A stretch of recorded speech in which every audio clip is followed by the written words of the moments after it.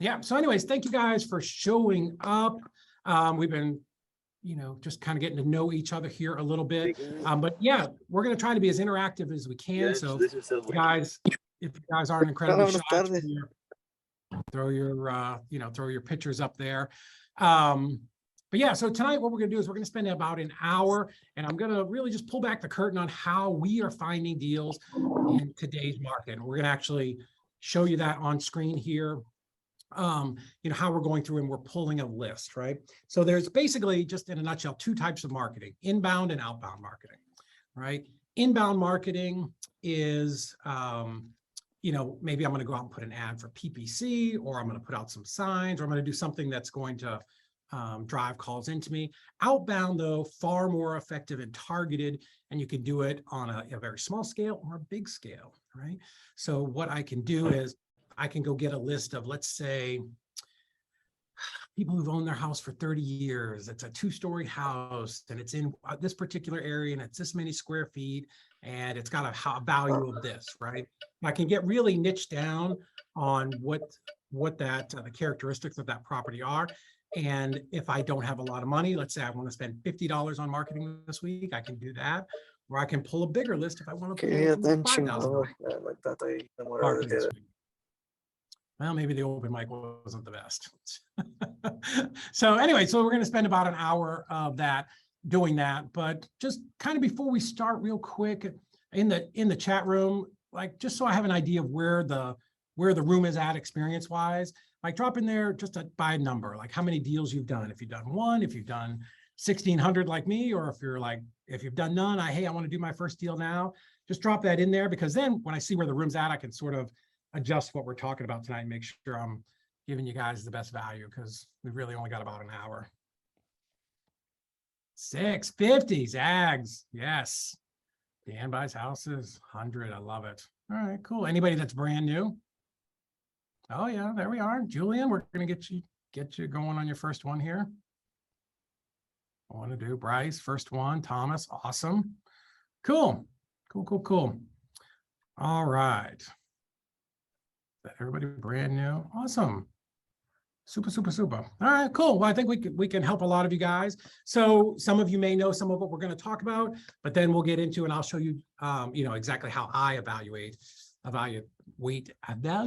these properties. So anyways, for those of you that are new, again, my name is David Old. You found me probably through social media here tonight, but real estate has 100% been the thing that has changed my life. I mean, I went, a decade and a half ago, went from having an amazing 6-figure job to the real estate crash in 2008, and a personal house being foreclosed on in late 2009, to literally moving to Chattanooga and living on a mattress in a not a vacant house, but an empty house that we've just bought, to a few years later having a portfolio worth just millions of dollars. So but I couldn't have done any of it without obviously knowing who I need to talk to, right?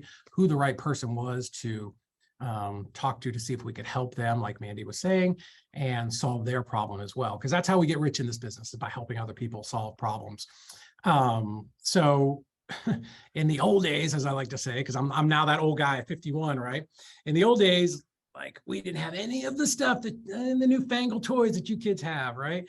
We didn't have the technology. Like, we spent, our time going out and in the middle of the night putting out bandit signs, knocking on doors, like even dopey stuff like posting flyers at laundromats to generate deals. Like, we just didn't have the technology that exists tonight. And that's what I'm going to show you is, how we use that technology to really just speed up that hamster wheel of everything that we're doing. So that now what you can do is we can go out, we can build a list, right? A list of likely people who are going to want to sell to us. And then we could take that list and I'll show you how we do it here. We use a service called Propstream. And I can pull that list, skip trace it. I can call them, I can text them. We can do an RVM, which is just a ringless voicemail. We can send them a letter. We can even send them a postcard. So now we've got like the easy way to do this stuff. And that's, like we were talking about earlier, that's how you scale and you're able to grow and do more and more deals faster and faster and faster. So, if I'd had that kind of technology, in 2009, I'd have 150 houses now instead of 75 rentals. So, Yeah, so that's kind of what we're going to talk about. Does that make sense to everybody? Everybody good? All right, well, you guys are being quiet. All right, what I'm going to do, I've got my friend Burton on, and he actually works for Propstream, the company that we use to do all of our data searching. So him and I are going to kind of do this together. And since he is the expert, because he works behind the curtain at the Wizard of Oz, he's going to show us some really cool stuff on how to pull lists. And then I'll kind of jump in here and there, and we'll see if we can go ahead and help you guys out and answer some questions. How's that sound? Cool. All right, Burton, I think you've got it. Can you guys hear me? Can you guys see me? I don't care about seeing me, but can you guys hear me? All right, cool. Hey, it's good to know that this is a great blend. I'm excited that there's some new investors here and seasoned investors here. And I just want to thank you guys, each and every one of you, those that are in the business and those that are about to join the business. You guys are really out there helping people. As Manny was mentioning earlier, you're out there just solving problems. And I just want to thank you guys for doing that. You are really saving a lot of lives.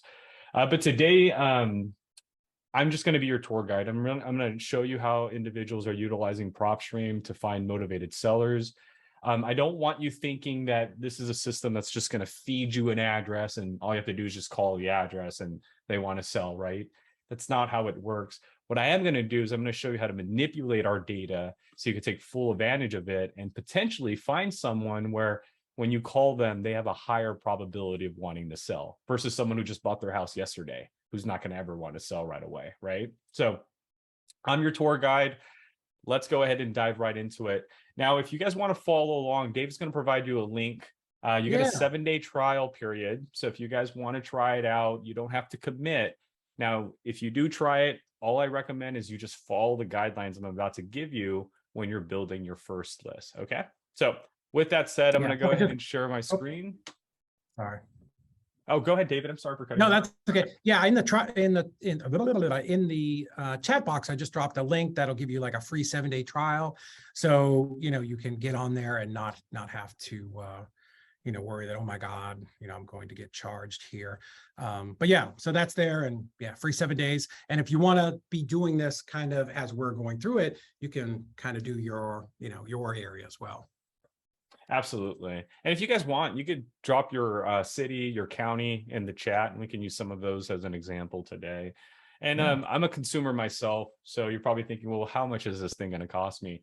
With the link, again, 7-day trial period first, so you don't have to commit, but it is $97 a month, and it's only monthly. There's no yearly commitment. You don't have to use it for 7 months. It's just $97 a month, and you'll get 10,000 addresses that you can download from our system. We do have some additional tools like getting phone numbers and emails. It's called skip tracing. We do have postcards, we have emails, but that'll be up to you to decide. But let's go ahead and get started. So what we do with our data, and we've been doing this for about 16 years now, is we address 2 main things that you're going to need to do in your real estate journey, right? And that's lead generation and then analyzing a property. Because in order for that phone to ring, or in order for you to, again, call someone, you're not going to just call everybody, right? I mean, you can, but that's just a waste of time and money. So what you can do with our data is you can apply some filters to find potentially a motivated seller. That's lead generation. And then when you do speak to them on the phone, or when they do call you back, you can use the same data, Propstream, to analyze a property. So we'll talk about that in our next session. Today, I believe the most important thing is part 1. You have to build a list to get your business off the ground, okay? Whether you're seasoned, whether you're new, you got to do this, period, right? Otherwise, you're just waiting all day for someone to come in your office or word of mouth to take its play. And that's not going to be effective all the time. So here's how lead generation works with Propstream. Part 1, everybody needs to do this. That's build a list with us. Now, in your trial period, you're going to get 50 addresses to build a list with. So feel free to take those 50 properties and work with it. But I'm going to be frank with you. This is not an industry where you're going to call one person, you're going to get a deal, right? There's a reason we give you 10,000 records every month. It's a numbers game. You have to be consistent. They might hang up on the first phone call, but on the second phone call a week later, they might be your best friend, right? So So there's a reason we give you 10,000 records. So I don't want you thinking, oh, in the trial period, I'm going to get a deal. And if I don't get a deal, this isn't for me. That's not how it's going to work. This industry is not a trial period industry. I believe if you're in this space, you're here for the long haul, right? Because sometimes these problems could take days. Sometimes the homeowner might take months because they need to relocate. They need to, find another place for their family, transfer their kids to a different school, and then they could sell the property. Okay. So just be patient ultimately, but also maintain your consistency at the same time. But nonetheless, when you're in your market, the first thing you need to do is search. After you search, filter through our data, then save your lists, and then you can export that list of addresses. Okay. Now in the chat, we have some people giving us Ohio Summit and Harford County. Let's use that. So the first thing we need to do when we log into Propstream is search our market. And let's go to Propstream and do just that. So when I log into Propstream, this is what I'm going to see. Hey, look what's new. Here are all the pop-ups, blah, blah, blah, blah. Go ahead and close that out. Now we're a nationwide data provider. You can use your 10,000 records anywhere. So if your market is dull and boring and you don't want to be there, great, search a different market. We're not going to lock you into your neighborhood. So for this one, I believe that was Ohio Summit, correct? There you go, Ohio Summit. So what I'm going to do here, and you can search by county, city, or zip code, but type in Ohio Summit. Is it Ohio Summit County? Am I spelling that right? Yeah. Or is it just Summit County? It's Summit County, yeah. Okay, in Ohio. That makes sense. Okay, there you go. Perfect. Okay, so the first thing that's going to happen when you search your market is we're going to go through our database. And on the right-hand side, we're just going to tell you how many records we have on a list for you. Right now, it's not saying, oh, hey, in Summit County, there's 200,000 records. I can assure you there's more than 200,000 properties in this market, right? What it's saying is there's 200,000 properties on a list for you, and you can go through those properties manually. It's 50 per page. I don't recommend that. What we will do is we will organize them for you. So it's saying here, Burton, out of your 200,000 records, 1,500 of them are on the MLS and listed with a realtor. 567 of them are in pre-foreclosure. 152 of those pre-foreclosures have an auction date. 407 are in foreclosure or owned by a bank. 8,600 addresses were bought in cash. 3,360 properties have a tax lien or an HOA lien, or they didn't pay their child support. Vacant land, vacant addresses. These are properties not answering their mail. Take that back. Not vacant land, properties not answering their mail. That's what vacant means. And then high equity, properties with 50% or more in equity. But most of our users, what they'll actually do is after they pull up their markets, they'll ignore all of that. They'll actually go into our search filter. And I encourage you to build that behavior, pull up your market, go straight into our search filter. And the first two things that you're going to see are the open filters. In this area, you can click on what you want. I want an absentee owner. That's an owner occupied. No, the owner's not there. I want an absentee owner and I don't want them answering their mail. Owner occupied, no. Vacant, not answering their mail. There's over 200 filters. As you click on property characteristics, it will collapse. You have more filters there regarding property characteristics, MLS filters, pre-foreclosure filters, ownership filters, lien, bankruptcy, divorce filters, valuation, equity filters, and mortgage filters. Now, I'm not going to waste your time and go through every one of them. We're not doing show and tell today, right? That's not the goal. The goal today is that I need to make sure you understand how to use our system to find that motivated seller as soon as possible. Because the sooner I can get you to them, the sooner you can solve their problem, and nobody needs to relocate schools, or that divorcee can still stay at their house, right? Or move into a better place that's suitable for them and their situation. So for those that are watching, if you have a pen and paper, I want you to follow these guidelines here. I've worked a lot with investors and agents and a lot of people in this space, and there's two ways to search in our system, and these are the two ways. The first way is what I call the traditional search. And this is what investors have been doing and agents have been doing since the dawn of investing in real estate. What that looks like is this. They'll go to their market like Summit County, Ohio, where we're at right now. And the first thing we do is we pick a list. Then after we pick that list, we make sure it's off market. That way we don't have to buy it through a realtor and pay over asking price right now, right?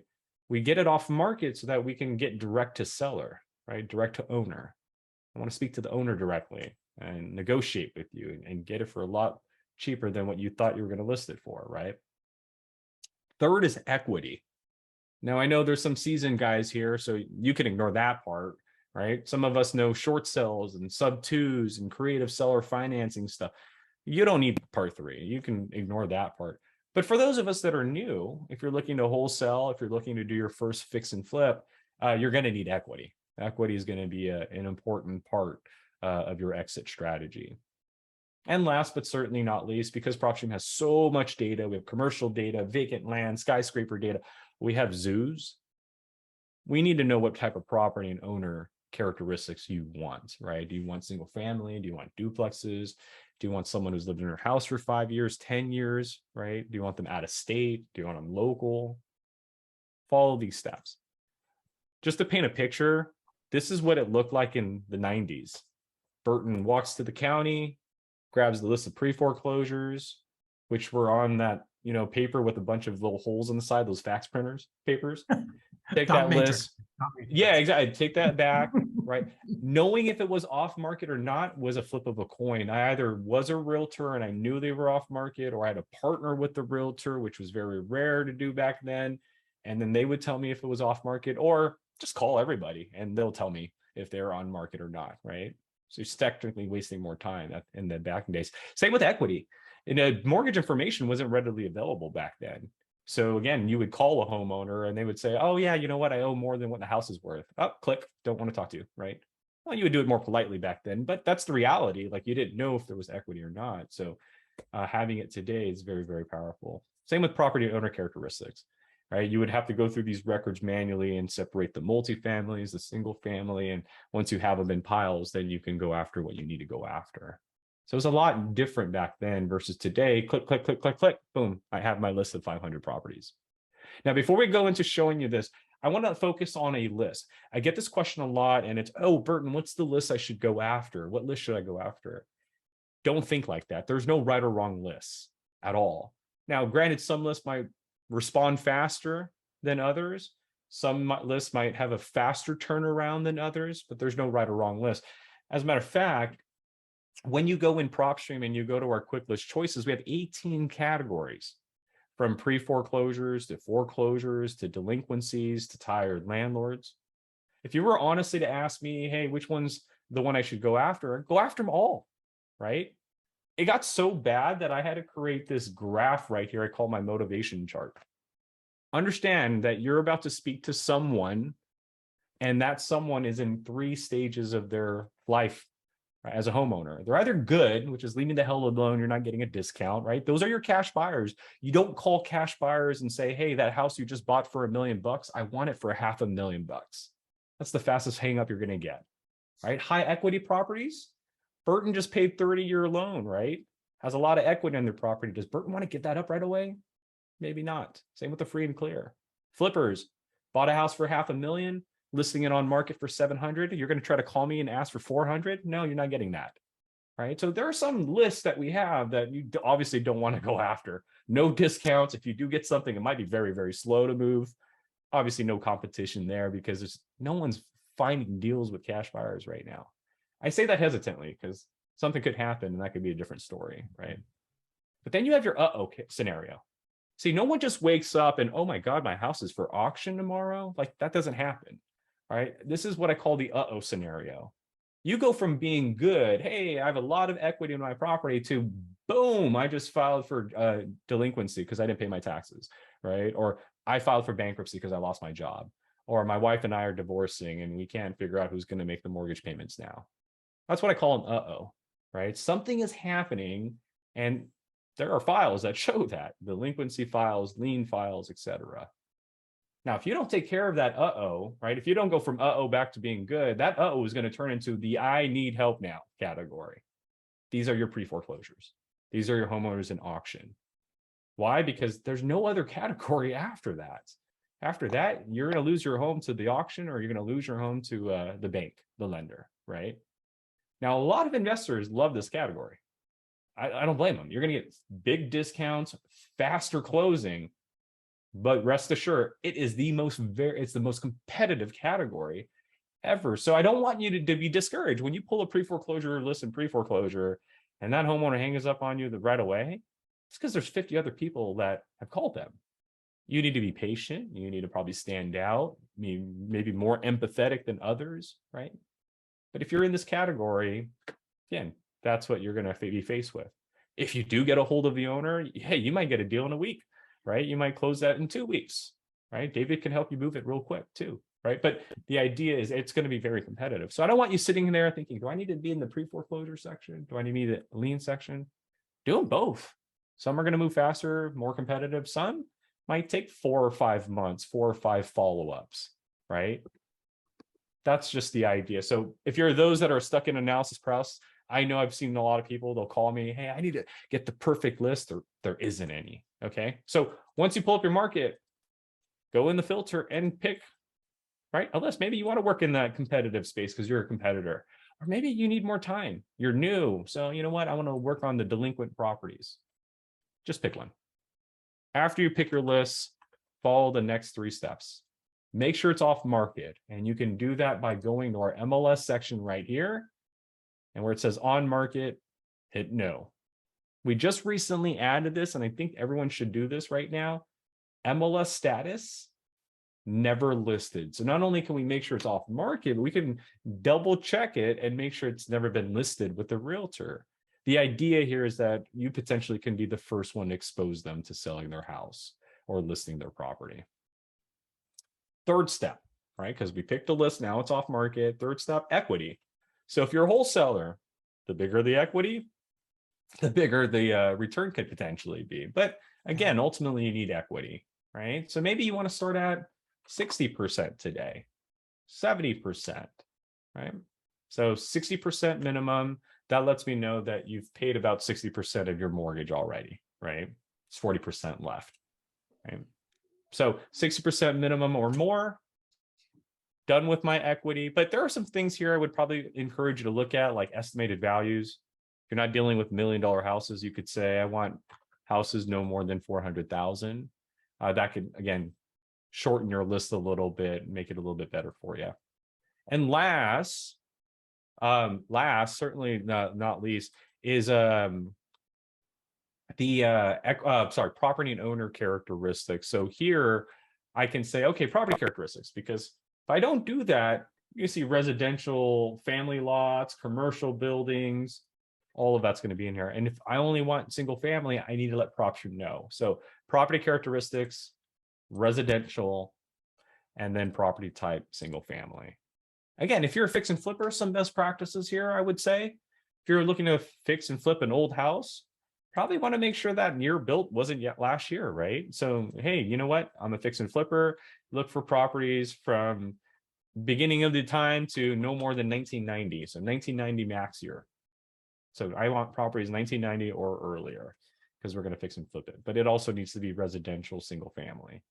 And no more than 5 bedrooms, because again, we're not trying to fix and flip a mansion, right? So apply some filters, because if you don't, you might get a mansion, you might get a zoo in your results, and that's just wasting marketing money and time ultimately. So add property characteristics. And finally, again, you're about to market to this list of individuals. So go to the ownership info and let us know the type of person you want calling you back. Because if I'm going to market to this list, the idea is they're going to call me back. So I'd like individuals to call me back. Or I'm a great negotiator, so I want all the corporations to call me back who play hardball a little bit, right? Both, maybe. It's your choice, right? So let us know. And a lot of things that people forget is years of ownership, right? Tax delinquency means someone missed their tax payment. Well, someone could have bought the property last year and then they just totally forgot to pay taxes because this is the first year owning a property, right? So they could be on that list. That's not what I want. I want someone who's owned this house for 8 years, because for 8 years or more, at least in my mind, you should have known to pay your taxes. So go through the list, find someone who's lived in their house for 8 years or more, and they didn't pay their taxes. That's what I want, right? Done. So lists, off-market equity, property and owner characteristics. Again, follow this guideline. And what that will yield you for my new users, even my seasoned users, you can then hit close. And those are your motivated sellers on the right-hand side. Again, target smarter, not harder, right? And so now we can check off those 2,300. You get 10,000 every month if you're a subscriber, 50 if you're, in the trial period. But let's say I'm a subscriber, right? So I get to save these 2,300, add them to a list, create a new list. And now what I can do is I can call this my Summit County tax delinquent. And I can now hit save, and part one is completely done. The last thing I need to do after I save my list, because we've searched Summit County, we looked for tax delinquencies, off-market equity, property and owner characteristics. I save those 2,300 properties. Now I just need to export those addresses, and I can do that here on the left-hand side under my properties. So under my properties, I can find my Summit County lists, highlight them, check them off, strike that export button. And ladies and gentlemen, you now have your motivated sellers' names, property characteristics, address, and mailing address on an Excel sheet, right? Just like that. We didn't even leave the office. Now, I want to emphasize this. Address and mailing address, that's all you're going to get, right? We do have skip tracing. What that means is that we can give you a cell phone, a landline, or an email. It's 12 cents. You don't have to use us. I mean, you can export this list and go somewhere else if you want. I just want to emphasize that this is not a mandatory thing. It is optional. But I can skip trace one address, or in this case, 2,300 addresses, 12 cents. If an address comes back with results, 12 cents. If it doesn't come back with anything, we won't charge you at all.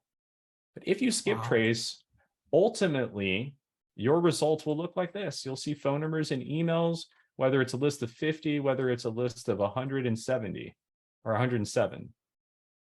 So for those that are like go-getters, I mean, this is revolutionary. And I don't even want to remind Dave what it looked like back then, but back then it was, I go to the county and grab a list, and then I have to go through this list manually, filter it manually, right? And I don't even know if they have equity. I don't even know if they're on market, but we'll figure it out when we knock on their door, right? Or send a postcard and wait 2 weeks and they call me yelling, or they call me wanting to sell, right? Or if I do want to be a go-getter, the yellow pages, right? And then I would go through the yellow pages. I would call someone, and God forbid if their name was John Smith, because now I got to call 500 John Smiths, right? Today, whole different story.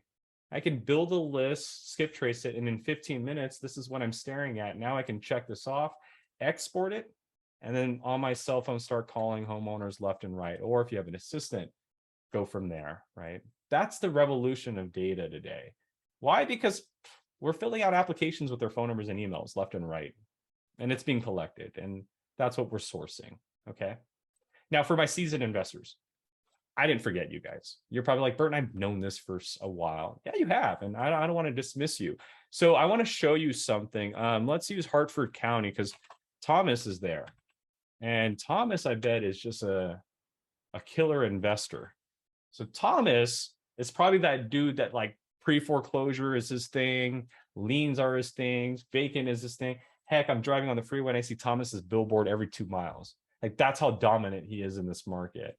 And you might see that in your market. You might hear about this investor that's in your market, and you might be intimidated. I'm going to tell you right now, they cannot capture everything. As a matter of fact, some of them are so fixated on that traditional style that they're forgetting that there's a bunch of homeowners going through situations that they're overlooking. So for my seasoned investors, if you're sitting there thinking, well, I've pulled every list in my market, there are situations you're overlooking. I'm going to show you a few today, okay? So this, I want you guys to also pay attention, whether you're new or old in this industry, new or seasoned. And the reason I say that is because there's always someone out there that needs your help. But before you go into finding their situation, what are the core elements? It has to be off market. It has to have the equity you need for your strategy and the property owner characteristics you want, right? Because no matter what the situation is, we still need to have these certain things. So if I'm in Hartford County and I'm competing against Thomas, who's just dominating that industry, well, the first thing I would do is go into these records and make sure it's off market, never been listed. That way, if he's going, if Thomas is going through the MLS failed listings and all that stuff, I'm not competing with him there. Make sure it has equity, right? If we're a wholesaler, maybe we want 70% or more in this scenario. Maybe we want it under $400,000 in this scenario, right? But we got to put our equity. So off-market equity. The third thing is our property and owner characteristics. We're not trying to call everybody that owns something. We're trying to call those that own a residential, single-family property. Again, I'm not trying to flip a mansion, so 2 to 5 bedrooms, and maybe it was built before the year 2000 again. Okay. Finally, the owner, right? The owner I'd like to speak with, or I'd like to call me back if I market to this list, would be an individual. However, that individual has owned this property for 7 years, and you'll see why I'm choosing 7 years. So go in Hartford County, don't pick a list yet, but go through everything that's off market with 70% in equity, under 400,000, property characteristics, owner characteristics, specifically 7 years by an individual. Okay, 3 out of the 4 rules are done. What's the 4th rule of building situation? Think of a situation homeowners are going through right now, and I can give you a big one right now. The reason I use 7 years is because there is a mortgage that's fixed for a certain amount of time, on average, 7 years, and then it's prime for an adjustment. You know what mortgage that is? It's called an adjustable rate mortgage. And that's a motivated seller, right? So what I'm doing here, again, for those that are seasoned, you might probably be like, wow, just realized what he just did. I'm not just looking for someone on a list, because you don't just wake up and you're on a list today, right? What I'm doing is I'm looking for those that are potentially now heading towards a list, right? I'm not looking for any homeowner. I'm looking for the homeowners that have an adjustable rate, but not the ones that are fixed right now, the ones that have owned that rate for 7 years now. And this year, Joe Biden just told them the rates have gone up 3 times. So their $2,000 mortgage that they were paying in the last 7 years is now $2,500 a month or $2,600 a month. If you don't have that extra $500 or $600, that's when you start filing for bankruptcy. That's when you start missing your payments and you get a tax lien. That's when you miss 6 months of payments and you become a pre-foreclosure. See, with Propstream, you don't have to always pick a list. I could go in there and I could say, you know what? I just heard the interest rates go up. Show me everybody with an interest rate that's adjustable, because they're the ones that are now in a situation where either you're going to solve it or you're going to now show up on a list. And so while Thomas is waiting for the bankruptcies and liens and pre-foreclosures, good old Burton is closing deals left and right, and he has no idea how he's doing it. Well, I'm doing it because I created a situation with the data. I didn't create a list, right? So remember that. It's going to be very imperative, especially as each market grows and grows with more real estate professionals. That's going to edge out your competition right there. After you build your list of adjustable rate mortgages, feel free to check them off, add them to a list, hit create new, call it your Hartford. I can beat Thomas adjustable rate mortgages, right? And hit save. Right. Thomas, sorry for picking on you, but I just want to show you that everything is, when I hear people say, oh, there's not enough leads, or it's very competitive. It's not. I mean, it's really not. There's so many problems out there, and it's not competitive. Okay. Finally, again, when you save your list, go to My Properties, Hartford. I can beat Thomas adjustable rate lists. Feel free to export the addresses or skip trace them and then start calling. Now you're probably wondering, Burton, how accurate is your skip tracing? And that's something I'd never answer, and I'll tell you why. I don't know what list you skip trace, right?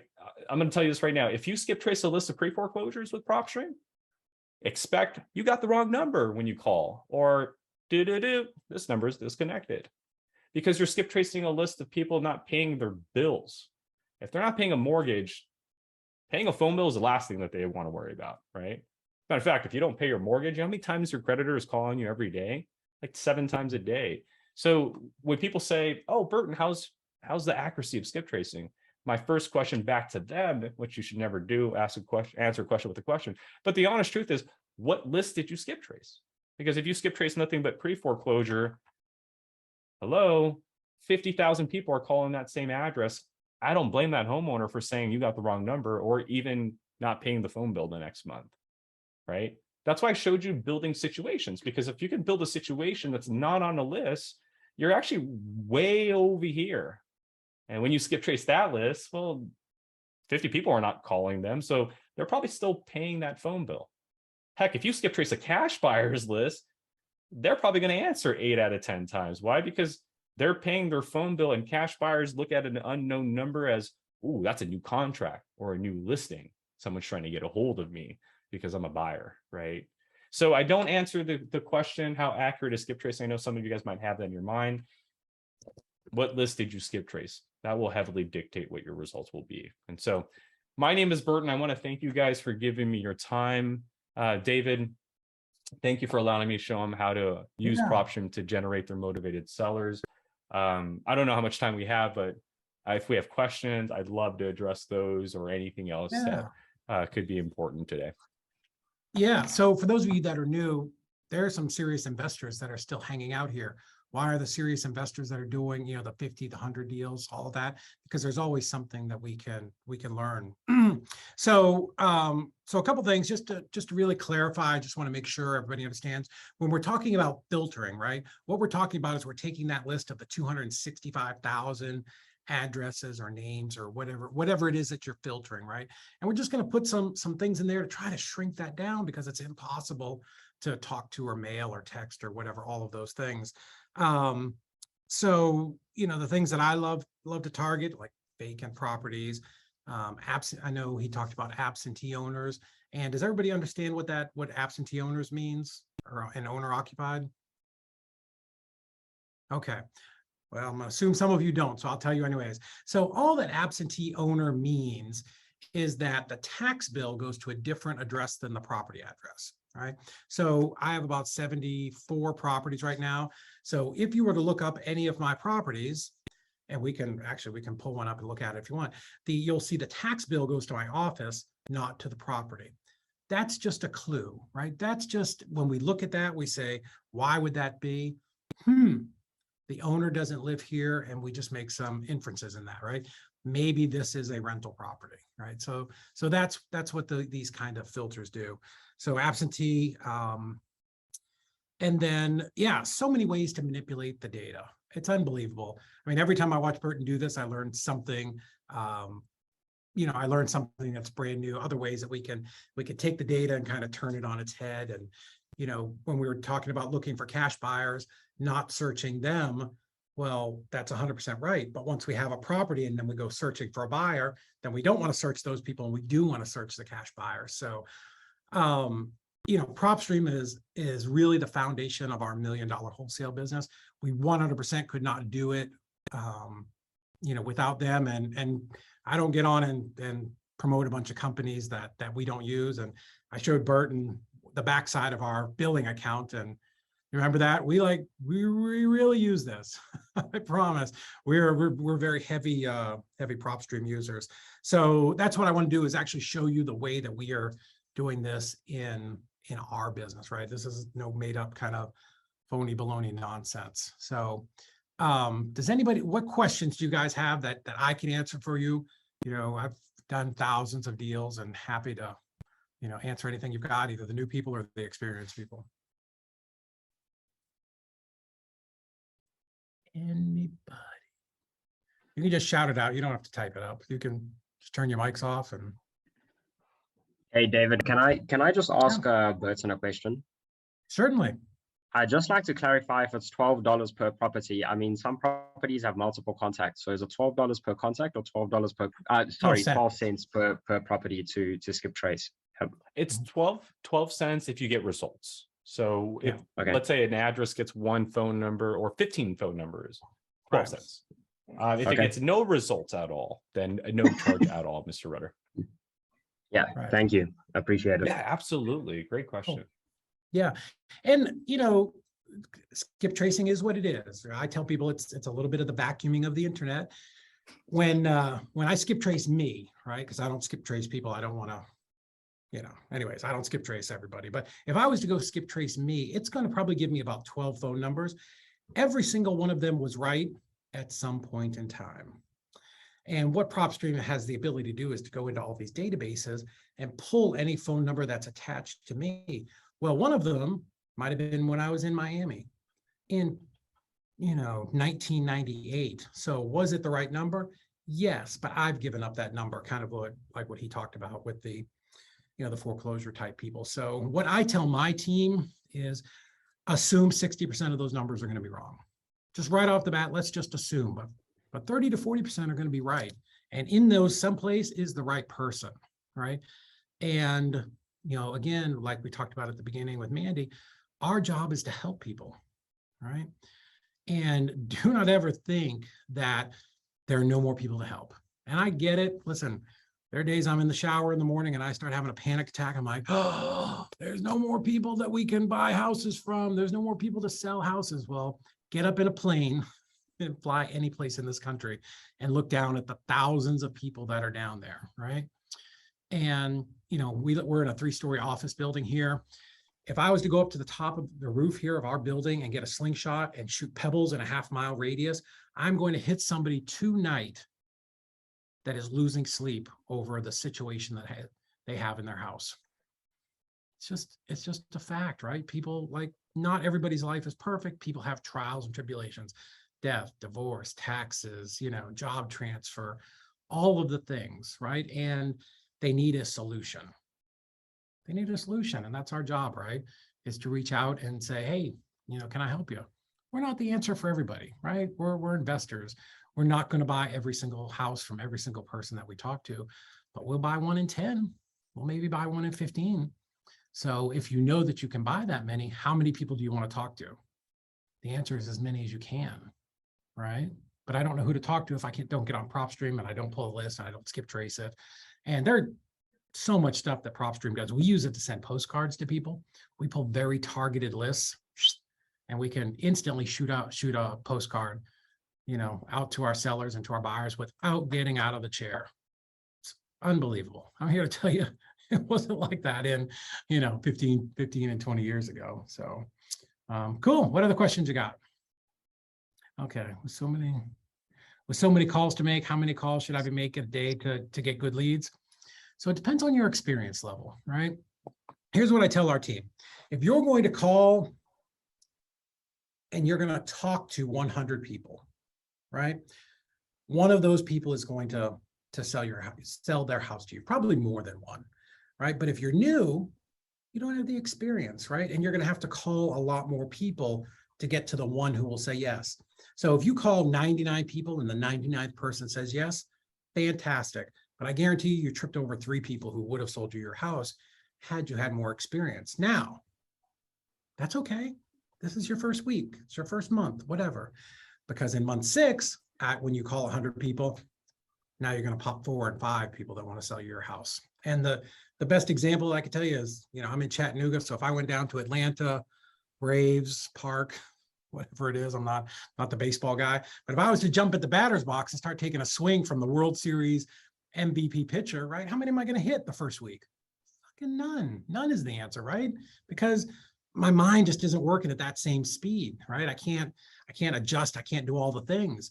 But week two, if I get in the batter's box 8 hours a day, foul ball, yay me, I connected, right? I made some connection in week 3, base hit. Week 4, I get hit with the ball, but week 5, triple. That's the way you have to think about this, right? It just takes time. You just have to, none of us are experts when we start this business. I remember when I first started, and this had to be 2003 or 4, I had an answering service that took calls from me during the day, and I would come home and I would print out these emails, all these different properties. And I just sat there looking at them going, oh my God, oh my God, oh my God. I was afraid to call them, right? Don't be afraid. I promise you, all of you today, the newest person here knows more about real estate than 99% of the home sellers that you're going to talk to. You just have to do the reps, So how many calls you're going to have to make? I don't know. We'll know that after, you make 50 or 100 calls. And then once you start talking to people, if you get a good coach or mentor, then we can listen to those calls and help you clean up that conversation. So again, in every part of your business, no matter where you're at, we're just, thinking we're on like a little hamster wheel, and we just want to get that wheel spinning as faster, so that we can do more deals and make more money. So hopefully that answered your questions. Yeah, Thomas, we can do some calculating ARVs here. I know Burton's got to jump off and he's got another meeting to go to. So do you guys have any questions for him while we've got him? Because it's pretty rare to get him here. So Burton, I appreciate you coming on.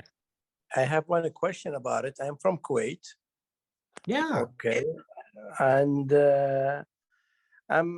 I do real estate in Kuwait, but I'm interested to go some of the real estate outside my boundaries, whereas in the US. We use, for example, calculating the real estate and estimate the real estate. We estimate on the land, then the building itself will decrease 27 years. If it is, we'll calculate backward. For example, 100 square meter, that's a 100 square meter. Then how much the building now, then decrease it back to which year, for example. If it is more than 27 years, that means that there is no value of the building itself, the value on the land. This is how we calculate it. Is your system, for example, will calculate how much that worth of that property? So Yes. our system will give you two potential values. So the first value it's going to give you is the tax excess value. So it's going to give you the improvement value, which is the building value. It's going to give you the land value, and it's going to give you the total value. Now, the thing about the United States, though, is that the tax value doesn't include demand, supply and demand. It's just what the county deems as the sufficient value to get their taxes paid back on, right? What we do provide in Propstream is local sale data. So if I'm working on a subject property, let's say 123 Main Street in Atlanta, Georgia, what Propstream will do is you'll be able to pull up that specific property and get the details of that property. But Propstream will also provide you the sell data around that property. And you can make adjustments, like you can go out a mile, you can go down to a quarter mile, you can go back a year, 2 years, or 6 months. But the idea is that we don't give the user a value. We don't say, hey, user, this is the price for this property. What we do is we give the user data so that they can educate that homeowner. So rather than saying, Mr. Homeowner, your house is worth $250,000, it's more like, Mr. Homeowner, based on the last 6 months, I see 3 properties that are very similar, and they sold for $220,000, $210,000, $205,000. And you can even print that data and provide it to that homeowner. So we don't calculate values. We just give the raw data to be manipulated. And then the user can either look at that data, or, for example, some of our users don't even look at fully renovated sales. Some of our users look at cash transactions because most of the properties that they're dealing with is dilapidated. So there's no need for me to give you a value of a house that's renovated. I'm going to give you a value of another dilapidated cell, right? And so it's dictated on the user on how they're going to manipulate our data. So we don't give you values. The values have to be manipulated or filtered, and then the results will populate based on that. Yes. So when I said yes, because again, just somebody who's been using it for, since the beginning of time, he's absolutely right. What it will do is it allows us to go in there and look at what similar properties have sold for. So the way that we do it in the US is far faster than all of the things that you were talking about. And even in our company, we're a very high-speed wholesale company. So we operate very quickly. We're making 15, 20 offers a day to people. So we had to find a way to do this very, very quickly. So what we will do, right, is we will pull up that property, and Propstream gives us the opportunity to look at it 2 different ways, right? We can look at, in fact, I'll just do a share screen here. Let me just pull up a property and I can just show you here. So, okay. So this is actually a property here very close to our office. We can go in and click details, right? I'm just gonna, if you guys want, we'll just walk through the way I would do it. Remember when we were talking before, we have the property address and then we've got the billing address, right? So what would this tell me? We think this is probably a landlord property, right? Well, I know it's a landlord property because I own it. This is one of our companies. So, so yeah, you'll see it gives you just a ton of information, right? Square footage, the size of our lot, it's about an acre, when it was built, the city or the county's record number, off market, right? It's not for sale, it's not distressed, not a short, these are all of the things that you can search. It says it's got an estimated value, right? It's not telling you, go to the, you can go to the bank and this is the value, right? It's an estimate based on the data that it can provide. But what we want to do is we want to look at comparables, and what comparables are is similar properties. So we can look at things that have sold within the last year. It auto-populates for a year. It gives us a square footage range, right? Remember, where are we at? We are 1,265 square foot. So what is this, Burton? It's going plus or minus, it looks like 10%. 20%. Yeah, 10, 20%. Thank you. That's my remedial math showing there. And which goes to show you do not have to be rich or smart to get rich in real estate. And then it's going to show us, comparable sales within a half of a mile. So all this is adjustable, right? In today's date and age, we're only going back a few months. I only want to see recent sales because we're in a little bit of market flux, right? The market, we're shifting from a seller's market to a buyer's market. So, and I may only want to do 0.25 miles, right? So we're filtering here. This is an example of filtering, right? You could see my results keep getting smaller and smaller and smaller because we're taking, some of the variables and we're getting more exacting, right? So imagine it this way. You go to Amazon. I want to order jeans. Put jeans into Amazon and see what you get. About 10 billion results. But now I want Wrangler jeans. Or let's live high. Let's live high on the hog and do Levi's jeans. So we're going to do Levi's. Still, lots of results, right? Let's do 32-inch waist because I'm going to be a skinny guy like Burton, or probably 30, probably smaller, right? Oh, okay. Well, now you have less results, right? Oh, 29-inch inseam, less results. Black, less results. You see, this is what filtering is, right? We're just trying to be more exact. Now, with our houses, when we're searching for things, we may not want to be that exact, right? Maybe we want all the 1,200 square foot houses within 10 miles. Well, that's okay. But if you find that that list is too big, the way that we approach list building, which is what this is we just start throwing more filters in there to get it down to a number that we want. We're literally just chopping pieces off of the ice block to get it down to a manageable size. So this house here, two ways that we can look at this. Comparables, which Burton, is that all comparables or just MLS? I know you muted. That's a good question. No, that's both right now. It's the section because you've clicked on both. Yes, if you click on public records, the number will change, and right. MLS as well. So then we've got cash buyers, right? Yeah. So we go over to cash buyers, and the reason it's giving you more is because we don't have any filters in here. So if we just want to go back the same thing, back to the beginning of June, and cash buyers, right? Listen, if you shrink it down too far, you're going to get nothing. So let's just say we want to look at cash buyers within within a half of a mile. See what I mean? You get down so far, there's just not enough results. So I would probably keep it at a year, at a mile. But now we can start to see within a mile, all of these houses sold for cash, right? Oh. That makes sense? Yeah. So if I was going to call this seller and see where there's an arrow, I can sort from high to low, low to high, right? Well, I can see that there are some sales at 15, 20, 25, put my glasses on, 35, 48, right? So I can see that there's a range, right? So if I was talking to the seller, obviously the lower I can pay, the better, right? But these are cash, or actually there's some vacant land in here. That's why it's, we're getting, so we need to put a filter in. Filter. Right, nice. See how it shrunk it down even more because now we only have single families.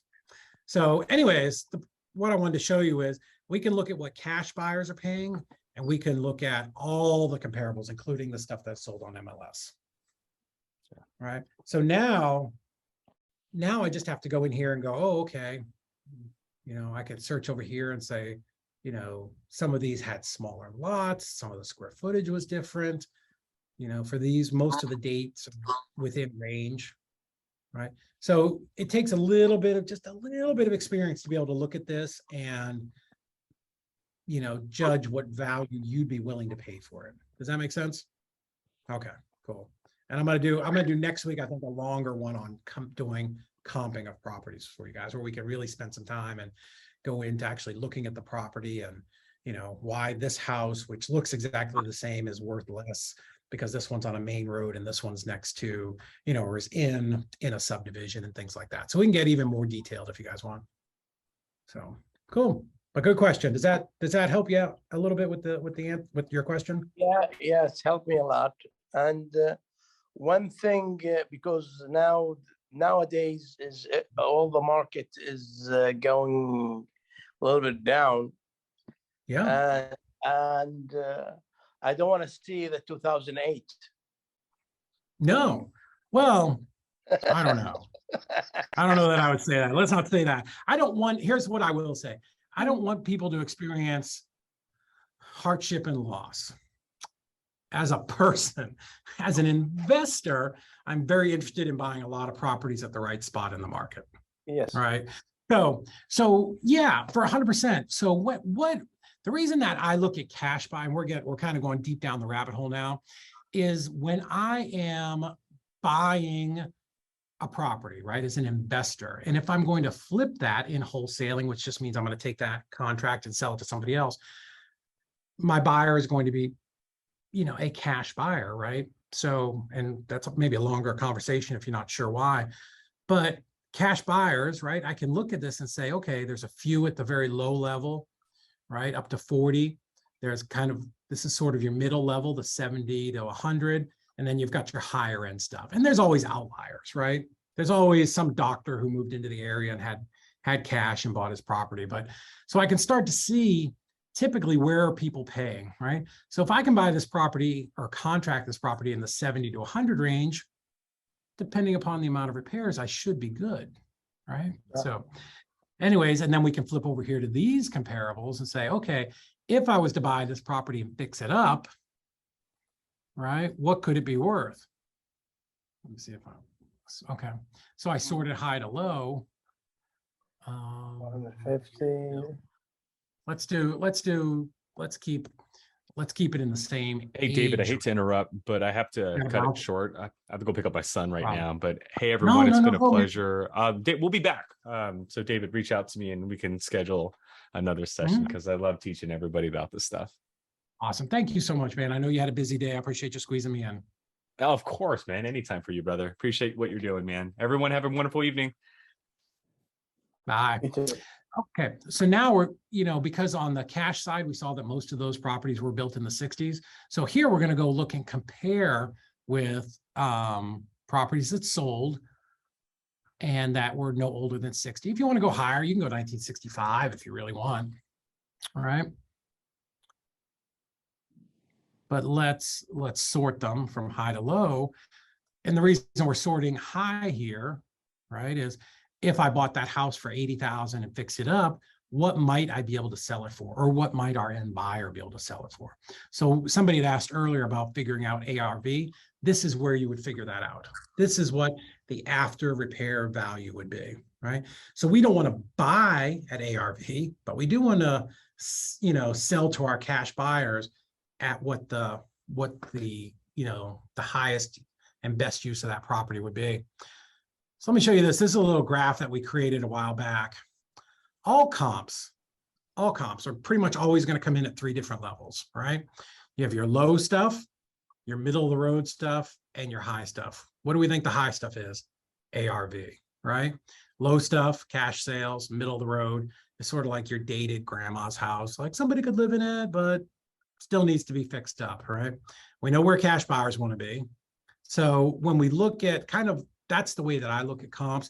What's the high, middle, and low, right? If I can be in here, chances are, you know, this will be a property that I can make some money on, depending upon, you know, what your exit strategy is, whether you're going to be the person buying it, fixing it, flipping it, wholesaling it, whatever. So that makes sense? Yep. Cool. What other questions we got? I got a few more minutes, so if you guys got some questions, I'm happy to answer them. I got a question. Yeah, let's go.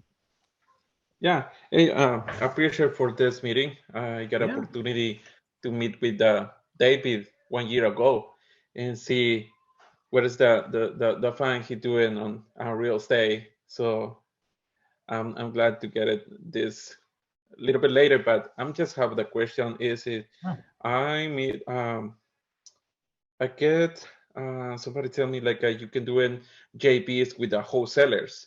How's that work with that? Yeah. So here's how a JV, and we do a lot of JV deals in our company. So here's what'll happen. Again, like we talked about at the beginning, it's hard to be good at everything. Like I'm going to tell you, you know, when I started in real estate, I had to do everything in my company because it was me and my wife, and you know, and then later my brother came on to help us.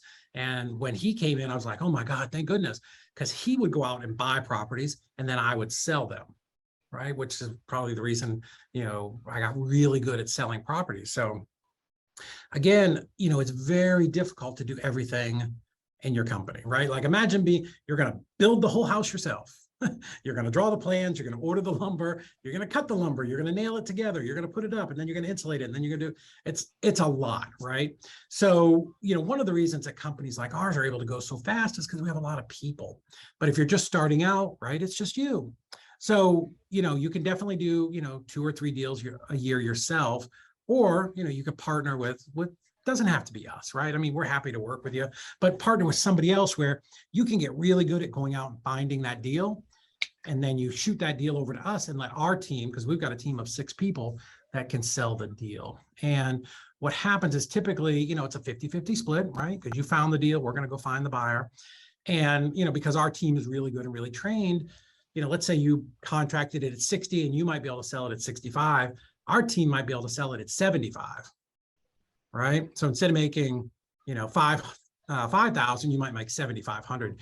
You know, chances are you'll make more by letting our team move that deal, or somebody else, you know, if you're going to JV, make sure, you know, make sure that you're with somebody experienced, right? I know the thing on social media is squad up, and that's cool, but you know, 2 new people squatting up doesn't help either one of you. Yes, and I know about that. Like, it's in my position. I do in everything like acquisition, disposition, set appointments, cold calling, and there's a lot. So that's what I'm looking to get that information. Right. Have you somebody speak Spanish? What's that? Yeah, is anybody in your team speaking in Spanish too?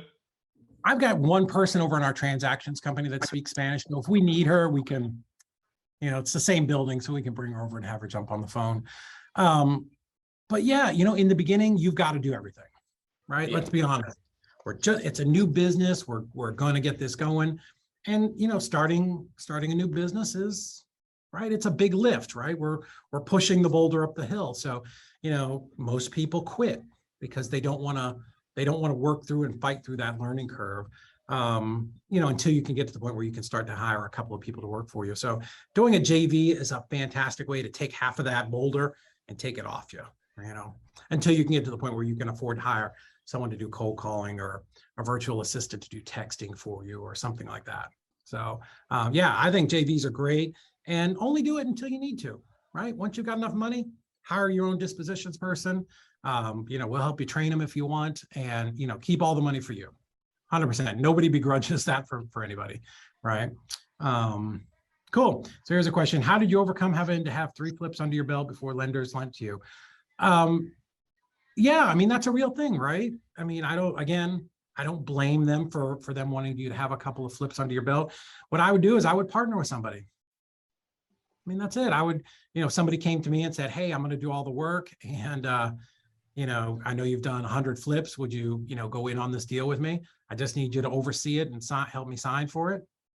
You know, for a percentage of the profit, I would do that, you know, as long as it was somebody I trusted, right? Because I'm basically putting my name on the line and my credit to guarantee that your deal is going to be done. So,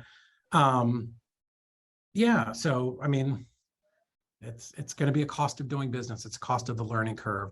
And, you know, it's no different than hiring a coach or a mentor, because what we're trying to do, right, trying to speed up that wheel. We're trying to go faster and faster and faster. So the quicker you can knock those 3 out, the better off you're going to be. Plus, having somebody who's experienced and done, you know, a couple dozen flips is not going to be the worst thing, because they're going to have some contacts, and again, they're going to save you money. Believe me, you know, from making mistakes. So, and would your company do joint ventures? What we do? Yeah, we do joint ventures. If you guys, I'll drop it in here. If you guys have, let's see, a deal that you want to submit to us.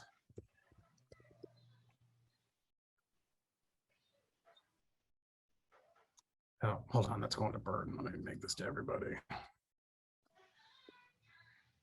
Yeah, anyways, that's a website if you have a deal that you want us to look at. What other questions you guys got? David, I've got something. Yeah, I'm ready. I know you're mainly focused on PPC at the moment, but when you were still pulling lists and calling all those lists, for the most part, were you only using Propstream skip tracing, or were you doing anything else like IDI, other companies, etc.? We use Propstream, and I pull a lot of lists now. We still do some mailing, but we pull I don't know if I can, there's a way to, I can pull it up here. I think this is what I showed Burton one day. Probably give you guys too far of a look behind my system here, but that's all right. Someplace skip tracing. No.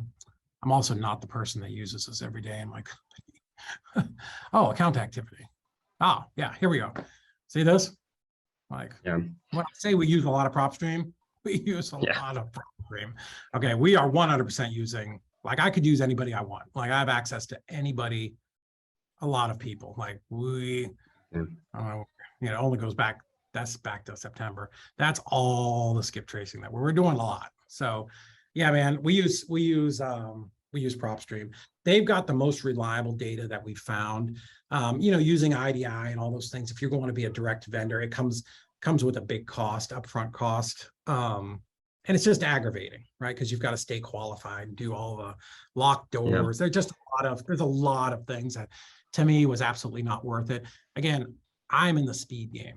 You know, my deal is not how can I save 1 penny on skip tracing? Like, that's not my gig, right? And you know, we are doing a lot of deals and a lot of volume, and I need to have something that I know is reliable, that I can, I'm leaving this up here. I want to make sure like no credit card is on there or something. You know, we are trying to, you know, move as fast as we can. And I'll tell you a story about a year ago. I was at an event, and it was an event for coaches and influencers, you know. But anyways, this guy grabbed me in the hallway and he's like, "Hey man, I want to buy your course, you know, selling houses and all that crap." I'm like, "Oh yeah, okay, great. It's on the website." He's like, "Well, I'll trade you 40,000 skip traces, whatever it was, something, for a free copy of your course." I'm like, okay. So I agreed to do it. And let me tell you, it was the worst, shittiest data that I've ever had in my life. And it almost broke our system because the data was so bad that we're texting and calling people, and the opt-out rate was so high, it jumped us above what the carriers would allow. And I had to do a lot of stuff with Twilio, who is behind all of the texting companies. They're the real people behind it, to get our account unfrozen. So when I tell you data is important, data is not the place to go cheap. I promise you. There'll be people, you know, Propstream buys like data every day from the source. There are these people out there like, "I'll give you 4-cent skip tracing." And what they are doing is they're buying last year's list and they're just selling you last year's data, or, you know, whatever, 3 years ago's data, whatever it is. And the data is so bad, it's like a virus in your system. And I'm telling you, you can do it if you want. You'll do it once. It's like touching a hot stove and you'll never do it again. So anyway. No, we use Propstream. You can, you know, no bullshit. You can look here. I mean, damn, they skip traced. I know they skip traced today because I was getting notifications on it. There it is. Let's see. Yeah. I mean, that's a lot as well. So. Yeah. So, and we've got 2 or 3 different accounts. So, yeah. David, so, I have a question. Okay. Thank you for that. Wow. Sorry, Hey, go David, ahead, Daryl. I'll continue afterward. Cool, no worries. Sorry, man. I got my little daughter right here. Oh, Daryl, she's beautiful. But I actually spoke with your team before because I had a deal that Heather was helping me on. It was Yeah. a family deal. It was in New York, but I know that one's hard to move because New York's a weird state. It's a funny place. Yeah. Well, I wanted We to just ask close to there, and it's a struggle all the time. Yeah, I know. It's just, yeah, it's difficult. I wanted to ask you, so like I just started wholesaling maybe like two or 3 months ago. I started with Speed the Lead. I closed like 4 or 5 deals with them. But they're good. So I wanted to ask you, like, from the PPC standpoint, like I have a guy that's doing all of my marketing and stuff for me now. And I want to know, like, how do you set yours up, your campaigns to weed out? Like sometimes I'll get deals or leads that'll come in and it'll be in like very like rural areas where I know for a fact I can't find cash buyers, if that makes sense. So how do you go about that? Oh, great question. So, and this could trigger like a 4-hour conversation, but fantastic, right? Here's what I teach in, when we have courses and events, live events and stuff. One thing we always teach is start with the end in mind, right? The only reason that we're going out and trying to find a property to put under contract is because we're going to either assign that to somebody else or we're going to fix it ourselves and sell it. So exactly right. If we're in the wholesale business, our game is we want to find a property that we can sell to an end buyer. Well, we have to know what it's worth to that buyer, like how they are going to make money. And if there's no buyers, what's the point of getting it, right? It's like, I can go fish in this pond over here that's got 2 guppies and 1 turtle with a busted leg, gimpy turtle, or I can go over here to this big pond that has just been dug, filled with water, and the Parks and Recreation Department dropped a truckload of bass in there, or trout, right? Whatever. So where would you want to go, right? Go to the place that's got a lot of buyers. So what you want to do is get out of those areas that have minimal cash buyers. So are you having them run your PPC campaign, or you're just buying one-off deals? Yeah, so what I'm doing, so I have a guy, he's running my whole like thing for me. I'm just allocating, I'm paying him like a management fee, similar to what Speed the Lead does. And then far as when you do a actual campaign with them, and then I'm also paying for my ad spend. But I know, like he was telling me, if I put it like, because I told him to try to target more, I guess the bigger city areas, because I'm in North Carolina, so I get him to cover like the more bigger city areas, but he says it's going to make my cost per lead a little bit higher, which I'm fine with, because I just want to make sure I'm not getting leads like in these crazy places where there's really no buyers at. 100%. So a couple things. Well, I have iSpeed to Lead. They will actually run your campaigns too. They do more than just the a la carte system. So they actually run mine. Here's the thing. So a couple things. We're pulling a list and sending a postcard or making a call or a text, very targeted, right? Because I can only pull up properties in even a sub zip code that are 1,000 square foot to 1,200 square foot, 1950 to 19. I mean, I can get very exact in what I want and where I want that, right? PPC is going to be a little bit different, right? PPC it's better than putting up a billboard, right? But not a ton, right? What you can do with PPC is you can target it, right? So I can target Charlotte, right? So it will pop up anytime somebody goes in Charlotte and types up, sell my house fast, right? I can go to Facebook and do a Facebook message that anybody who's in Charlotte, I want this ad to pop up for them. But here's what happens sometimes, right? Somebody from Murphy, North Carolina is over in Charlotte and they type sell my house quick. They get, they pull your ad from a different area, right? So it's not foolproof, right? But what we can do is, and this is why I think we've been very successful with PPC, is we started out with a list of like 200 cities. We told them where we wanted our dollars to be spent, right? Don't let them tell you, right? This is your money. Your soldiers going out to work. You tell them, hey, these are the 12 cities, the 12 counties, 12 states, whatever. These are where I want you to be targeting. Don't let them tell you. They don't know jack from shit, right? This is your business, right? You want the lead. You want to do the best you can to control the leads that are going to come in. So let me give you an example. When we started, I had like 200 counties, right? Because I'm like, oh, counties will be better than cities, right? It will give me bigger reach. So, but we learned, right? Like through all of these things, it's like being in the batter's box. we learn. So I had Buffalo, New York, but I pulled the county of whatever county Buffalo is. And what was happening is I was getting incredibly rural stuff, 20 miles outside of Buffalo. Was it still in the right county? Yeah. But literally it was farmland, and there was 3 sales in the last year. So I'm like, so we started relooking at our data and what we were targeting, right? So we went through and we said, oh, this is stupid. We chopped out about 50, right? We went down, and then we went a little longer, and then we realized, oh my God, we're getting all these deals in Ohio and Michigan, and areas where when you're working virtually, it's very difficult to make bigger spreads, right? And there's literally no difference between making 5,000 and 20,000. It's just where you're working, right? So we're like, we got rid of all the northern states, right? And then we're working. We realize, oh my God, I'm getting these deals in, Missouri and all these non-disclosure states where data is not publicized, right? Nobody can get it unless you're a realtor, and even then, it's still not enough, right? So we got rid of the non-disclosure states. So we just kept molding it down like it was clay to get it down to what we really wanted, right? But it takes time. It takes a little bit of time. Pretty much just kind of looking at your data. So I probably should just be looking at like my data and just kind of figuring out, like you said, just narrowing it down, seeing where I'm doing deals, and then that way going from there. That's exactly it. Where are you doing deals?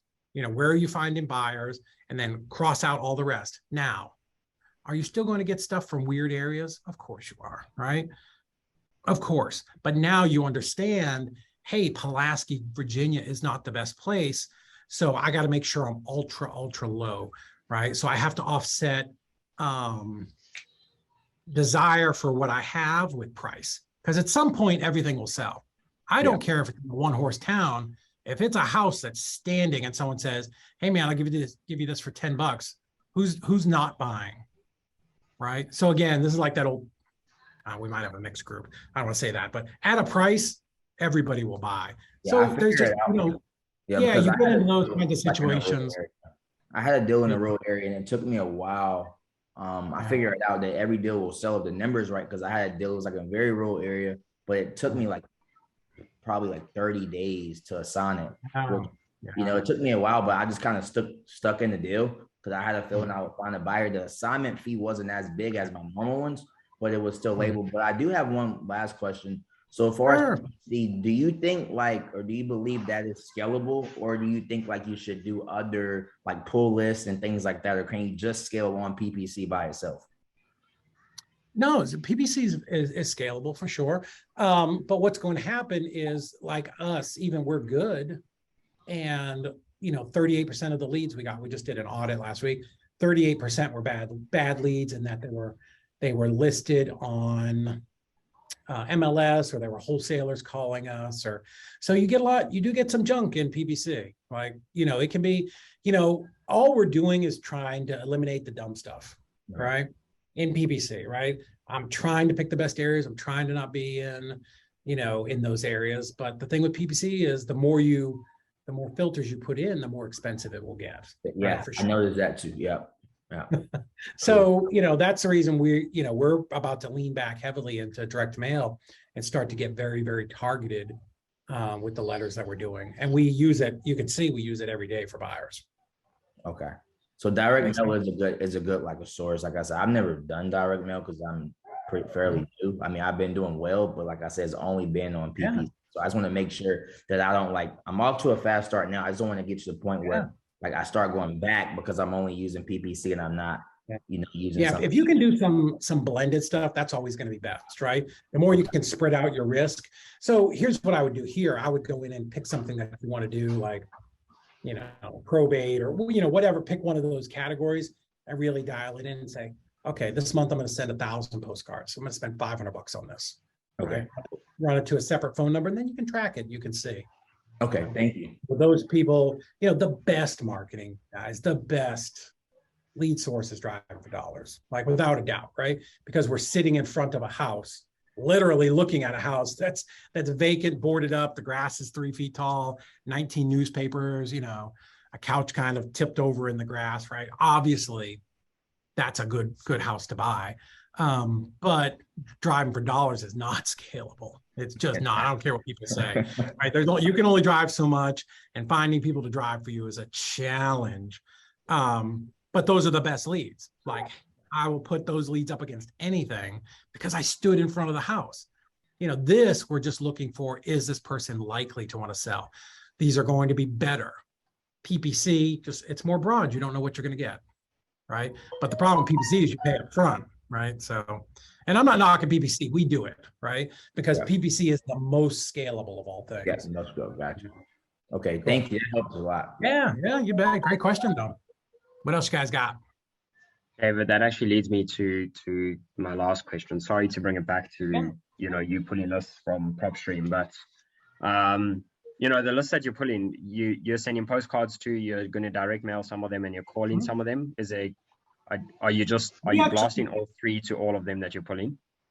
All three, yeah. When we were very heavy with direct mail, we would do everything. We would, and again, you can pick which order you go in, but we would text them first. Then we would have we had an in-house cold call team. Then we would call them. And then, so imagine this, right? It's another funnel. Like everything is just a funnel, everything that we're doing. So we would shrink down the list. We would skip trace it. Now we've got a list and we're going to SMS text them, right? We're going to run through that like 3 times.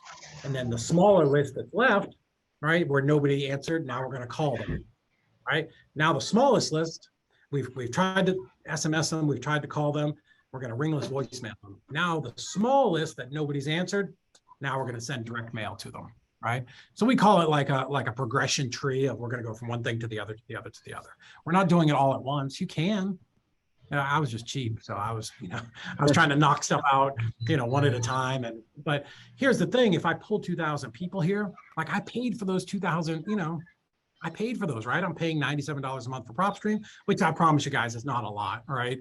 Like you can't do this business if you can't do 97 bucks a month. I don't know how I'd be in business.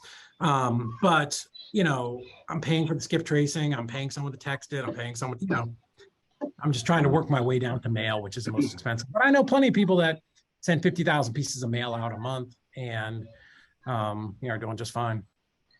And what company would you be using for mass direct mail? Propstream. We can mail it right out of Propstream. Okay. I don't know how quick I can find it here. Yeah, so we do postcards right out of Propstream. So there's Perfect. a thing Thank you. here. Oh, you apparently can do set up a website too. There's so much that they do that that we don't probably take advantage of. I mean, there's just a lot of stuff that Propstream has available for you. Thank you. And then taking another step, just looking at your business. If you're wholesaling deals, are you inspecting them first, or you're just wholesaling them to people and giving them access? Yeah.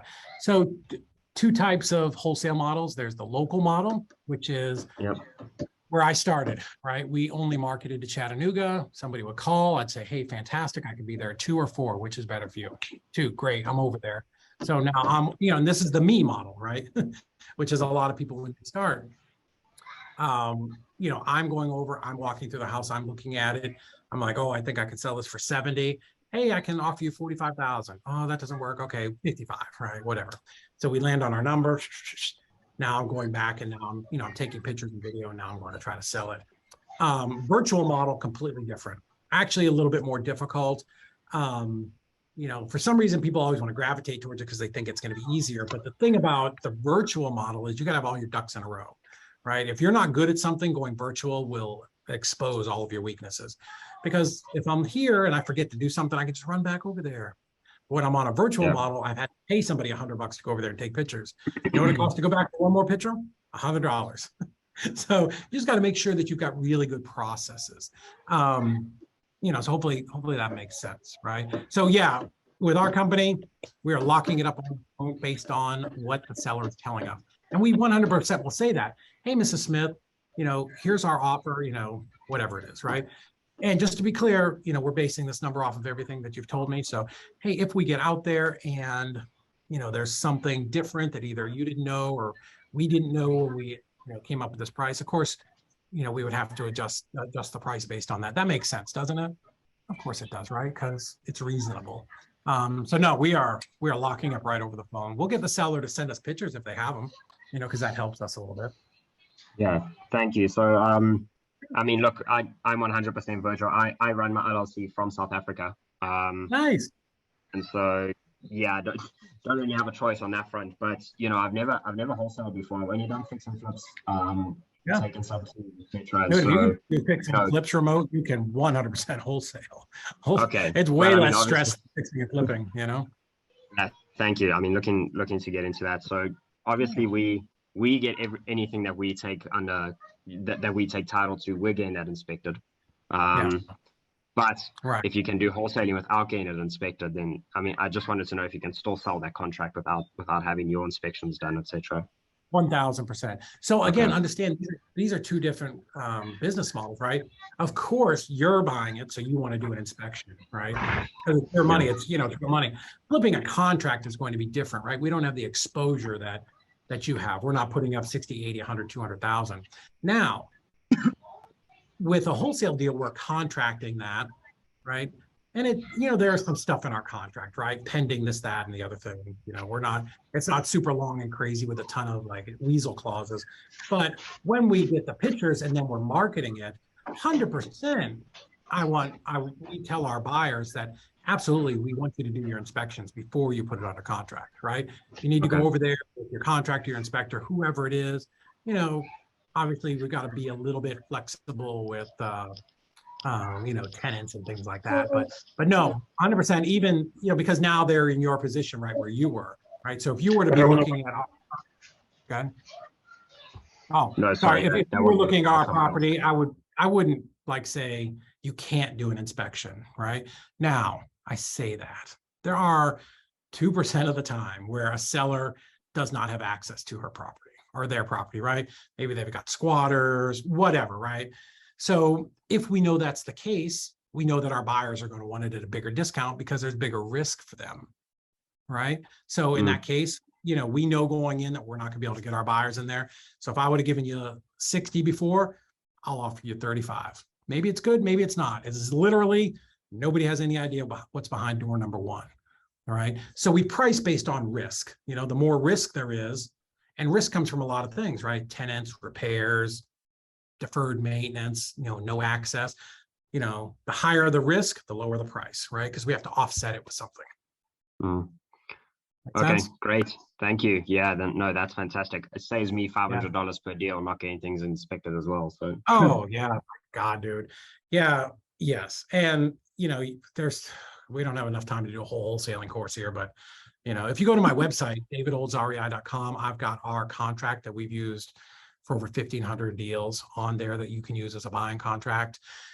And, you know, there's no EMD, you know, you don't have to have EMD on there. For any of you guys who are putting EMD on your contract, stop doing that. You don't need to. The Supreme Court said your signature to buy it is consideration enough. But yeah, 100%. Listen, I don't have the hang up that I'm out of the country. I can't buy in the US. Every investor, you know, that's out there, we're using virtual assistants from India and Pakistan and Egypt and Central America to buy properties for us. So whether you're here or there doesn't mean a lick, right? I don't leave my office in Chattanooga and we're doing deals all over the country. So yeah, doesn't matter. 100%. Thank you. That's okay. It is my full-time job. I do this. Nice. Now for good. So yeah, thank you, man. Thank you for that info. Just looking to expand into wholesaling. It's an amazing business model. And what wholesaling became for us was this huge lead gen machine, right? Because, you know, when we started our thought processes, I'm going to throw out the biggest net that I possibly can, pull in as many leads. And I was looking for me, right? The way that I bought over 100 rentals was I was looking to cherry pick those deals for me. And then there's some stuff that either I don't want or I don't have the bandwidth to take on at the time. And now I'll start wholesaling those deals out, right? And now I've got money coming in from 2 different places. I'm building a portfolio and I'm building that wholesale income every month. So it's, you know, it's fantastic. So cool. Good question though. Yeah. Thank you for the information. Yes. So Lavisha, 2 different things. Propstream, if you want to use iSpeed to lead, right? You can go buy one-off leads from them, right? But still, you're going to need to have the ability to go on to Propstream and say, okay, hey, Mrs. Smith, you know, whoever that seller is, that lead, hey, let me tell you what, or let me take a look at what houses like yours in your condition are selling for. So if you don't have the ability to go pull up comparable sales, what's going to happen is you're going to, let's say she wants 200 and you're like, well, 200 sounds reasonable to me. The Zestimate is 230, right? That's a $30,000 discount, should be good. And you contract it, but then later you start calling buyers and you find out buyers are paying 180. You would have known that if you had Propstream and were able to go in and look at the comparables. So even though she wanted 200, maybe you should have contracted it at 165. Then you would have had some spread, because in wholesaling, that's what we do. We make money between the contract with the seller and the contract with the buyer. We get paid off of that spread. So that's why it's so important to understand what that difference is. And that's why we start with the end in mind. So where do we find the contracts that you use? Hang on, I'll give it to you here. We're in the middle of retooling it to a new website, but someplace on there is there's a link for like a free contract, and there's a little download. So you can get that. And that's the same contract we use in our business every single day. So cool. Are you still doing mentoring, and what's the cost? No, not right now. I may start it back up in January. What happened for us this year was a huge growth year. Our wholesaling business was going bonkers. I was doing coaching, that was doing well. And then we started up another company, a couple other companies, but one of them is our transactions company.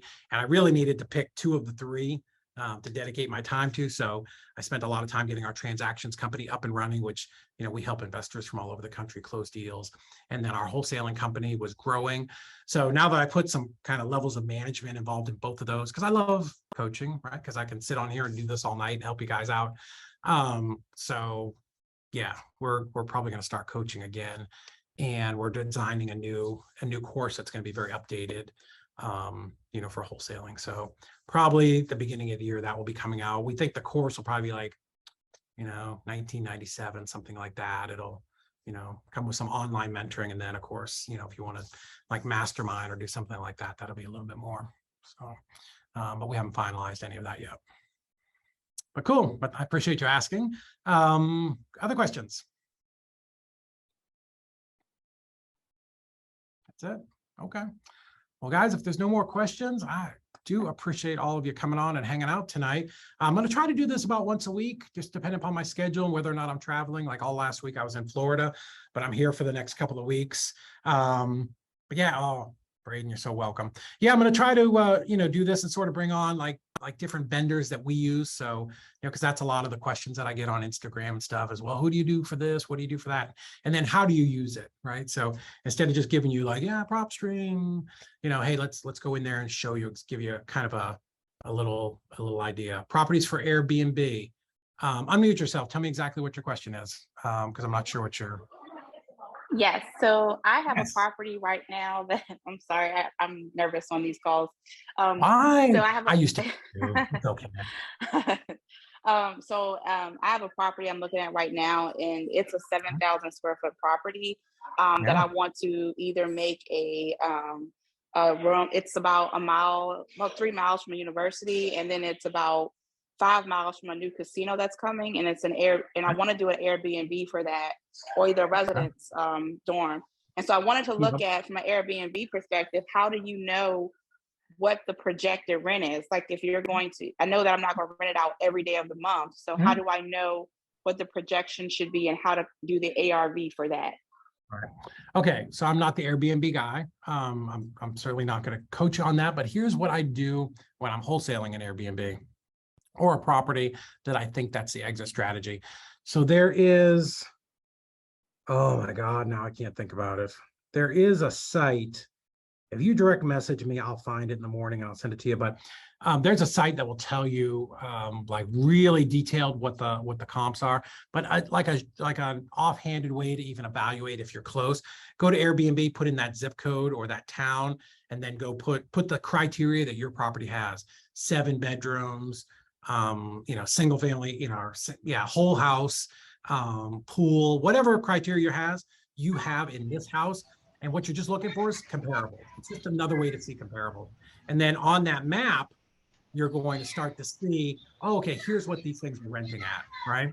So, figure out what the nightly rent is, multiply it by 30, divide by 2, right? So if you assume half of a month's rent, this is the kind of income that it can generate, right? And then you could just work backwards if you're financing it. Hey, does this work? Do these numbers work, right?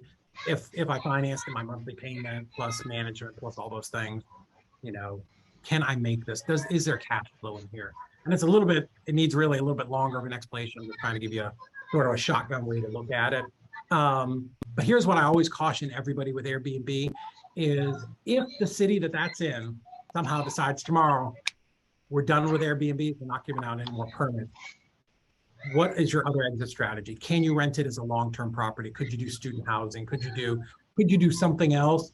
Because AirDNA, thank you, Daryl. That is exactly it. You're right. Thank you. Appreciate you coming to my rescue. If for some reason, because this happened in Chattanooga, they've got all permits on hold. Now people are doing it illegally, right? We all speed over 55, so people are doing it without permits. But if you get caught, there are fines and things, right? So look at the property, and if for some reason Airbnb went away, at the price or financing that I've got in place, can I still make money with it, right? Because I don't want you to get in trouble. I don't want you to buy something counting on $15,000 a month. Your debt service is $9,000, right? And then for some reason something happens and now your monthly income goes to $5,000. That's how you get upside down. Does that make sense? Yeah, it makes sense. So now that you're talking through that, it makes sense with the housing for the residents. I love college housing. Let me see if I can pull it up here real fast. I'll show you guys a house that I have. So I bought this package of houses near University of Tennessee in Chattanooga, which is where we're at. And let me see if I can pull it up fast. I know you guys got to go, and my wife's texting me that I got to go too. So, okay. All right. I'll do this one last thing and then I got to go. So come on. Okay. So, and like I've got all this crap on my Facebook here. So where they say no capping, is that what the kids say? So this is a house that we bought. I also own this apartment building next door. So there, like when we bought it, there were like these graduate students in there, and it was fine. It was when we bought it, it was renting for like $9.95 and I don't know, 2013 or something. And so it was fine. Like it was renting. I didn't really care. I didn't pay a whole lot of attention. Well, then the guy calls me one day and he's like, "Yeah, we're moving out." I'm like, "Oh, shit." This is what it looked like when they moved out. Like, it wasn't good. It wasn't good. We can't see it. We can't see it. Oh, you can't see it? You can't see it? It says I'm sharing screen. I'm not. I can see it. I can see it. I can see it. Okay. Okay, just me. Might be just you. You might need to refresh. If you want to bounce out and come back in, I can let you back in because I've got control now. But anyway, so they moved out. So we had to go in there and we remodeled this just completely. And as I'm remodeling it, I'm like, this is like a 3,000 square foot or a 4,000 square foot house. It's pretty big. And it's 6 bedrooms, 3 baths. And I'm like, holy shit, what am I going to do with this thing when it's done? And there happened to be like an Airbnb hostel kind of thing next door where they were renting these places out this is water damage. It was terrible. They were renting places out by the room and by the bed and all this crazy stuff. So I'm like, well, maybe I can just like sublease it to them. But it was something like 80 grand to fix this house up, put in all brand new windows, clean it up, paint it. I mean, you can see kind of the transformation as we went through, and we had to fix just everything. But you can see it's kind of coming along, new drywall, just all this stuff. And so kind of click through. So you can see we sanded. These were the original floors that was underneath all that paint. It was crazy how amazing it was. Anyways, I'll click through because I want to show you. So this is what it looked like after. So I got done and I'm like, well, I don't know, like I don't really know what I should do with this thing. And so there was a local website for student housing, which you can just find. Put the name of the university and student housing into Facebook, and sites will come up. And I put this on there that I had a 6-bedroom house, and it was renting at, remember, $9.95. So I'm like, $3,500 if I pay the utilities, or like $2,500 if you pay the utilities. And it's 6 bedrooms, 3 baths. And my God, if I'd had 10 of these things, I could have rented them all at the same time. I'm stunned at the amount of response that there was, because these kids just want to get out of the dorm rooms. And we had people lined up, and the first group that we had, group of girls, ended up staying for like 3 years, the whole time. So absolutely great property for us. Now I think it's renting at almost $5,000 a month. I have a property manager doing it. We ended up putting a whole new roof on it too. But yeah, so big fan of student housing, you know, that I actually own 2 apartment buildings on that street, 2 houses, and we're getting ready to build another one here. And we are going to build like a 6 bedroom, 3 bath house, because I know it will rent for, you know, a brand new house for 6,000 or 7,000. So I love student housing, far safer than Airbnbs. Plus I don't have to furnish it. So, oh, Jackson, let's come back in. So, so yeah, so that's my 2 cents. So cool. What else? Great point. Yeah, there's nothing else. Yeah, there could be a tool on BiggerPot, because they got all kinds of stuff over there. Cool. All right. Well, guys, if that is it, I'm gonna call it a night and head home and put my 2 fat dogs out, because they've probably been in the cage for a little bit, because my wife goes to bed super early. But what I'll do is, like I said, we'll try to do more of these as we go along. And if you guys have any questions on Propstream, just kind of shoot me a message, and I'll do whatever I can to help you. Thanks, David. All right. Y'all have a great night. Thank you so much.